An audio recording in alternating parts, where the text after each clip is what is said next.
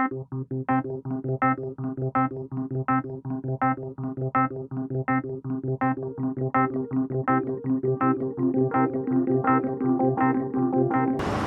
yang tuan-tuan dan puan-puan sedia maklum, saya hadir ke Balai Polis IPD Sentul pada hari ini adalah ekoran daripada report yang dibuat oleh Yang Berhormat Teresa Kok pada minggu lepas, tak silap saya, berkenaan dengan report terdahulu beliau tentang dokumen OSA, iaitu dokumen resmi rahsia kerajaan, yang kononnya saya menggunakan dokumen tersebut untuk kepentingan saya dan juga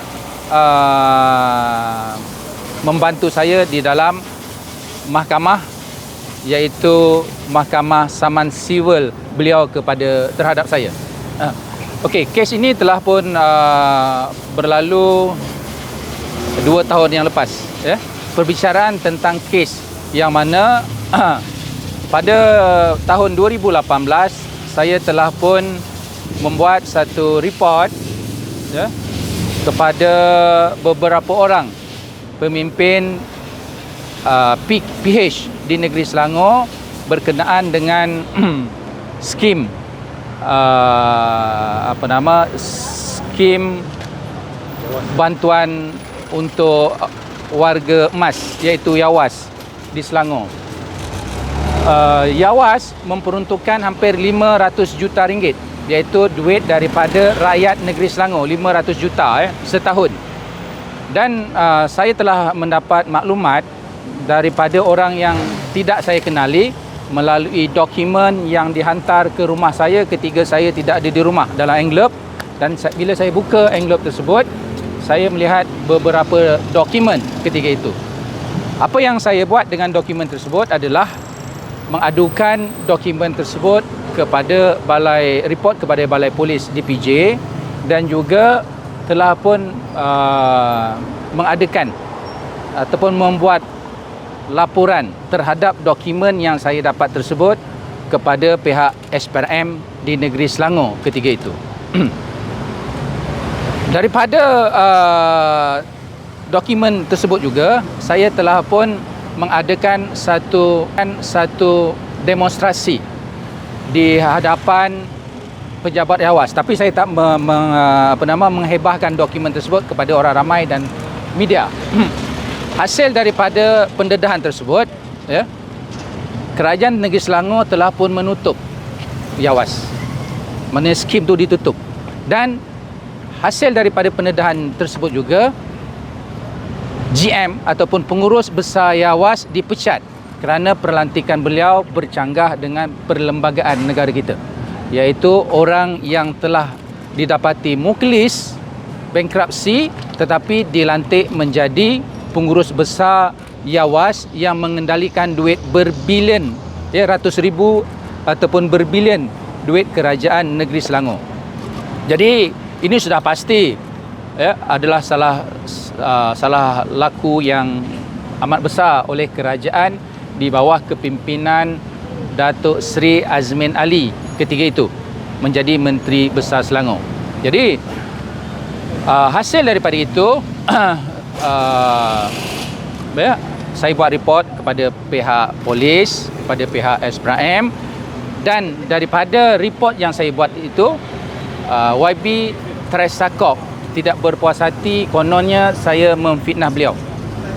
Jadi beliau telah pun memulakan tindakan saman fitnah ataupun siwil terhadap saya pada 2 tahun yang lepas. Tetapi malangnya pada tahun 2018 bulan 5, setelah PRU, Barisan Nasional telah pun kalah, ya, mengikut kenyataan sidang media yang dibuat oleh YB Teresa Kok minggu lepas, ya. Walaupun sebelum itu hasil daripada aduan saya kepada pihak SPRM Selangor, pejabat Teresa Kok telah pun dokumen-dokumen yang berkaitan telah pun dirampas oleh pihak SPRM Selangor. Tetapi mengikut kenyataan yang dibuat oleh Teresa Kok melalui media di luar pejabat polis IPD Sentul minggu lepas, ya, setelah diajukan oleh rakan-rakan media, saya mendengar ucapan beliau bahawa beliau tidak pernah dipanggil oleh pihak SPRM ataupun disiasat ataupun memberi keterangan oleh pihak SPRM. Jadi persoalannya sekarang, setelah beliau mempersoalkan saya menggunakan dokumen resmi, jadi persoalannya sekarang, setelah beliau mempersoalkan saya menggunakan dokumen resmi OSA, dokumen resmi ini sebagai defense untuk membela ataupun pembelaan bagi pihak saya hasil daripada saman sivil beliau kepada saya, dan kes telah pun berjalan selama 2 tahun lebih. Tiba-tiba sebahagian daripada dokumen tersebut dijadikan sebagai dokumen akta resmi kerajaan, kan? Jadi saya tak tahu, sebelum tu bicara tak pernah ada, tiba-tiba bertukar. Jadi satu kekhawatiran yang saya khawatir, yang saya amat risau tentang ketulusan, tentang ketulusan kerajaan PH ketiga menjadi kerajaan negeri dan kerajaan persekutuan. Kenapa ketiga itu, kes yang saya adukan, tindakan yang telah diambil terhadap pengurus besar Yawas di Ibu Pejabat, sedangkan kes itu telah pun di NFA oleh pihak SPRM dan tidak ada siasatan terhadap Teresa Kok, sedangkan pihak SPRM telah pun menyerbu pejabat Teresa Kok dan merampas dokumen-dokumen dan tidak ada siasatan dijalankan. Oleh sebab itu, saya yakin dan percaya ada sesuatu yang tidak kena tentang aduan berkenaan dengan Yawas pada tahun 2017 dan 2018, dan sebelum saya report mengadukan perkara ini, Yawas telah pun beroperasi selama 6 tahun sebelum itu, jadi melibatkan ratusan juta.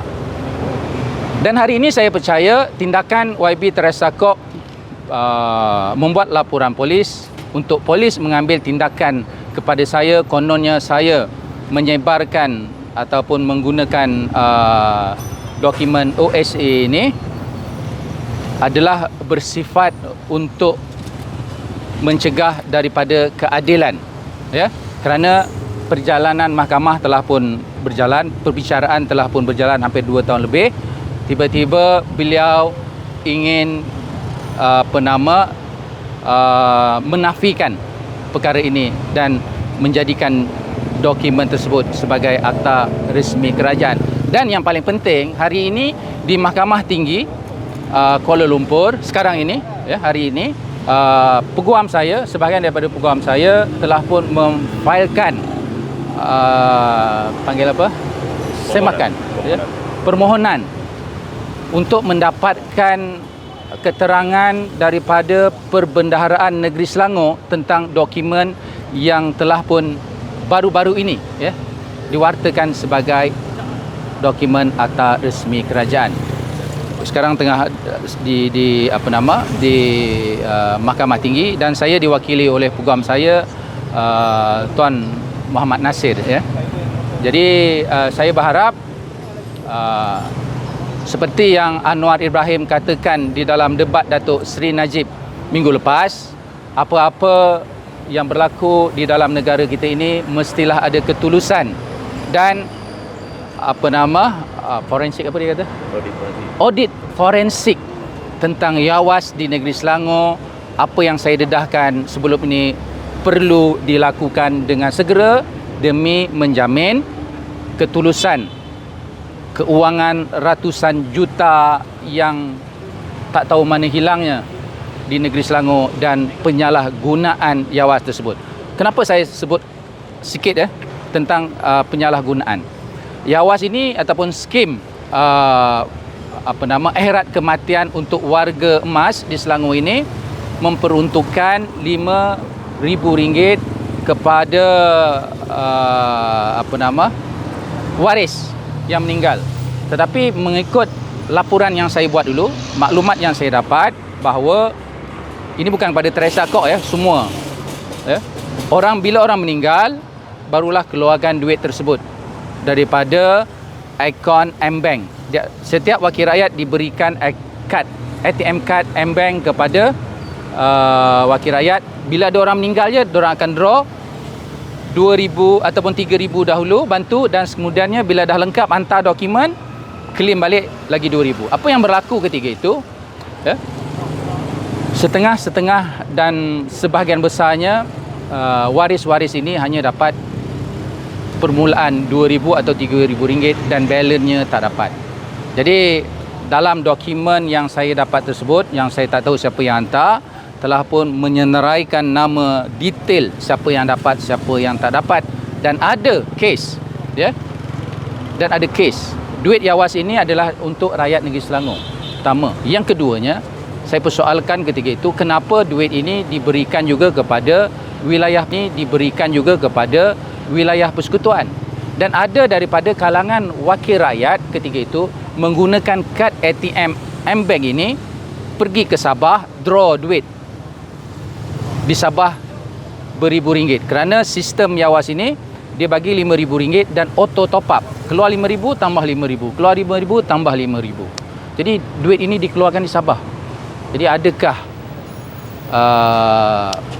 peruntukan ini diperuntukkan ke negeri Sabah? Dan saya mengulangi, minta pihak SPRM menjalankan satu siasatan dan audit forensik perlu dibuat tentang perkara ini. Selain daripada saya mengambil keterangan pada hari ini berkenaan dengan report yang berhormat Teresa Kok, saya juga akan membuat report balas terhadap beliau, dan insya-Allah saya akan menjemput rakan-rakan media pada minggu hadapan ya, untuk saya membuat laporan kepada DB SPRM Putrajaya. Dan saya ingin bertanya kepada SPRM Putrajaya, kenapa pihak SPRM Selangor ketika itu tidak mengambil tindakan ataupun siasatan menyeluruh terhadap Teresa Kok, walaupun kerajaan hari itu adalah kerajaan PH. Okey. So, macam Datuk cakap tadi, ada mengesyaki sesuatu yang berlaku di SPRM Selangor.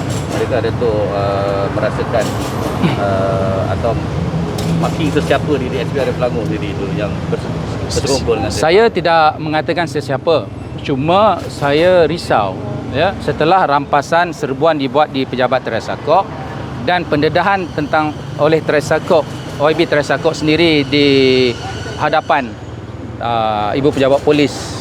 Setelah beliau report terhadap saya, beliau kata beliau tidak pernah dipanggil, tidak pernah disasat oleh pihak SPM.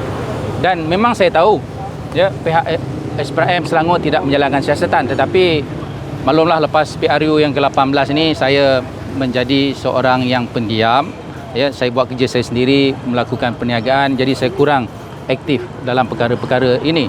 Tetapi bila saya dah lama, mereka selalu nak kacau-kacau saya kan. Jadi saya tak tuduh sesiapa pihak SPM, cuma saya minta report yang saya buat ya, videonya ada, gambarnya ada, dan you all pun ada ketika itu membuat liputan tentang report tersebut. Tetapi akhirnya Teresa Kok kata beliau tidak pernah dipanggil, beliau tak pernah diberikan keterangan. Jadi ini satu tanda persoalan. Sedangkan media, semua media pun melaporkan tentang pejabat beliau diserbu kan ketika itu. Jadi saya tak tuduh sesiapa, cuma saya berharap pihak SPRM, ketua pengarah SPRM dapat melihat, semak dan membuka balik. Jadi saya akan buat report di pihak SPRM pusat minggu hadapan insya-Allah tentang perkara ini. Yang membuat laporan terhadap you need to focus on this, terhadap penggunaan dokumen-dokumen yang dikatakan sebagai dokumen tertakluk di bawah Akta Rahsia Rasmi, ataupun dokumen yang dikatakan di bawah Official Secret Act. Namun pada asasnya tidak ada lagi sebarang keterangan rasmi daripada pihak Kerajaan Negeri Selangor sama ada dokumen tersebut telah diklasifikasikan sebagai dokumen di bawah akta representasi rasmi. Jadi atas laporan OIB tersangkut dan keterangan media yang dibuat pada 10 hari bulan Mei, jadi pihak polis telah memanggil Datuk Seri Jamal ataupun anak buah saya untuk memberi keterangan. Meskipun pada asasnya kita difahamkan, saya pun difahamkan berkenaan dengan kes ini pada awalnya telah di NFA atau No Contact Action. Jadi atas komentar OIB tersangkut, polis panggil semula Datuk Seri Jamal untuk mengambil keterangan. Saya tidak boleh menyentuh atas merit kes berkenaan ini sebab kes masih berjalan di mahkamah atas tuntutan sivil, saman sivil oleh OIB tersangkut terhadap Datuk Seri Jamal. Cuma apa boleh saya beritahu media pada hari ini, dokumen kerajaan tidak boleh semudahnya atau sewenangnya diklasifikasikan sebagai dokumen akta resmi kecuali bagaimana yang telah digazetkan oleh kerajaan negeri dan sebagainya lah. Jadi saya percaya kalau betul-betul dokumen tersebut di bawah diklasifikasikan sebagai dokumen rahsia, sudah semestinya ada maklum balas yang hitam putih black and white telah dikemukakan kerana persoalan ini telah dibangkitkan di mahkamah. Justru daripada persoalan yang dibangkitkan di mahkamah tersebutlah maka OIB tersangkut membuat laporan polis. Jadi saya berpendapat OIB tersangkut cuba untuk menghalang keadilan dan kebenaran bagi pihak rakyat negeri Selangor. Jadi sedangkan kes tengah berjalan. Okey, terima kasih. Saya nak tambah sikit. This is the isu yang tidak pernah dinafikan oleh OIB tersangkut dan turut dinyatakan dalam keterangan pada 10 Mei bahawa beliau telah diberi kebenaran untuk membelanjakan. This is the isu yang tidak pernah dinafikan oleh OIB tersangkut dan turut dinyatakan dalam keterangan pada 10 Mei bahawa beliau telah diberi kebenaran untuk membelanjakan wang peruntukan tersebut. Tidak pernah dinafikan oleh OIB tersangkut. Jadi pokok persoalan yang pernah dikemukakan oleh Datuk Seri Jamal adalah berkenaan dengan bagaimana seorang ahli parlimen daripada wilayah Persekutuan Kuala Lumpur memperoleh benefit untuk membelanjakan wang yang diperuntukkan oleh Kerajaan Negeri Selangor. Because Kerajaan Negeri Selangor memperuntukkan wang jawas itu untuk keperluan rakyat Negeri Selangor. Jadi itu yang dibangkitkan oleh Datuk Seri Jamal. Jadi that is the main issue dia. Dan keterangan dan juga hari ini Datuk Seri Jamal akan buat laporan polis lah terhadap perkara ini. Meskipun dulu pernah buat laporan, namun tidak ada apa-apa kita tengok maklum balas yang tegas oleh pihak polis. Namun saya percaya hari ini Datuk Seri Jamal akan buat laporan polis dan laporan tersebut kandungannya akan dimaklumkanlah pada media selepas laporan dibuat pada hari ini. Jadi tuan rasa apa yang dimakan oleh Datuk Seri Jamal bukanlah satu tuduhan melulu.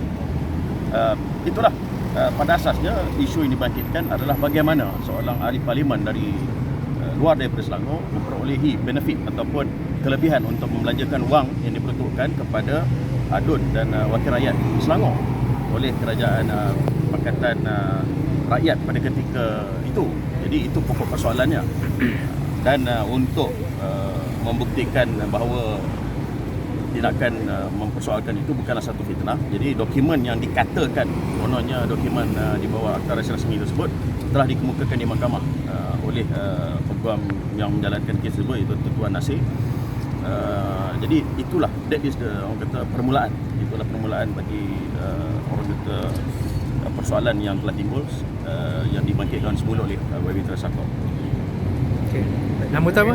Hafiz. Hafiz. Dokumen itu masih belum